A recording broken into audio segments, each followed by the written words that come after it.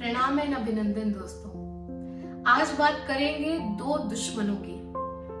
दो वो दुश्मन जो कि आपकी आध्यात्मिक जर्नी के सबसे बड़े बाधक साबित हो सकते हैं। फिर चाहे आप एकदम नए योगी हो, जिसने अभी अभी अपनी साधना शुरू करी है, जिसने अभी अभी स्पिरिचुअलिटी यानी कि अध्यात्म टर्म के बारे में सुना है, या फिर अत्यंत पुराने प्रगाढ़ पंडित हो आप, परंतु किसी भी समय में, किसी भी फेज में आपके जीवन के यदि इन दोनों दोषों में से कोई एक दोष भी आपके अंदर घर कर गया, तो ये आपकी संपूर्ण आध्यात्मिक जर्नी को नेस्तो नाबूद यानी कि खराब कर सकता है।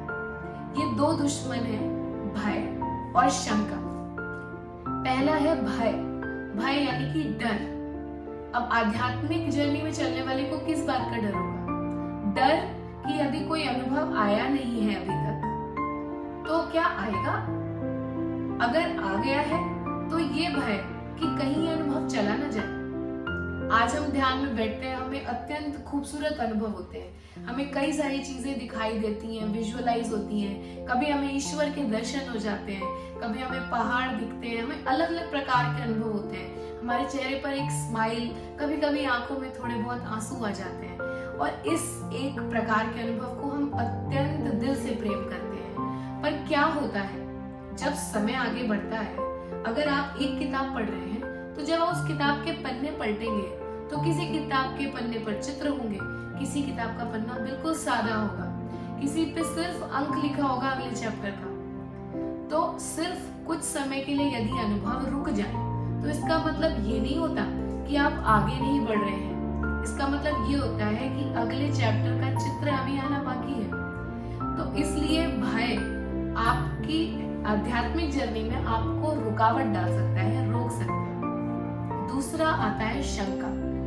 शंका यानी कि संदेह आ जाना। संदेह कि जो कुछ हमें दिख रहा है, अनुभव हो रहा है, कहीं ये हमारे दिमाग की उपज तो नहीं, कहीं जो हमने इधर उधर से सुना है वही चीजें हम खुद ही अपने दिमाग में बना करके तो नहीं देख रहे, कहीं हमारे सपने हमें इस तरफ गलत डायरेक्शन में तो नहीं लेकर के जा रहे। तो ये दोनों भय और शंका आपके होते हुए काम को भी रोक सकते हैं। ये सिर्फ आध्यात्मिक जर्नी के ही नहीं, किसी रिश्ते में देख लीजिए, या जीवन में आप कोई काम करना शुरू करिए, किसी में भी भय और शंका यदि घर कर गए तो आपका समय समझ लीजिए चौपट हो गया। भय आपको किसी भी क्षण रोक देगा। आपकी भक्ति में भी अगर किसी ने बोल दिया कि इतनी भक्ति मत करो, तुम तो सन्यासी हो जाओगे, और ये बात आपके मन में घर कर गई कि ओहो कहीं मैं ज्यादा भक्ति में पड़ गया तो मुझे अपना परिवार ना छोड़ना पड़ जाए, और ये भय और ये शंका आपकी आध्यात्मिक जर्नी को पूरी तरह से रोक सकती है। और वरना तो देखा जाए तो जिस रास्ते पर आप हैं, आप हमेशा आगे ही बढ़े हैं, चाहे वो स्टॉक मार्केट हो, चाहे वो आपका जीवन, चाहे रुकावटें आई हो, चाहे परेशानियां, पर लेके तो हमेशा आपको आगे ही गई हैं। इसलिए दोस्तों मेरा निवेदन है, भय और शंका को करिए दूर और एंजॉय करिए अपनी लाइफ को, और अपनी आध्यात्मिक जर्नी में आप आगे बढ़िए, क्योंकि आध्यात्मिक जर्नी में कोई पीछे जाता ही नहीं है।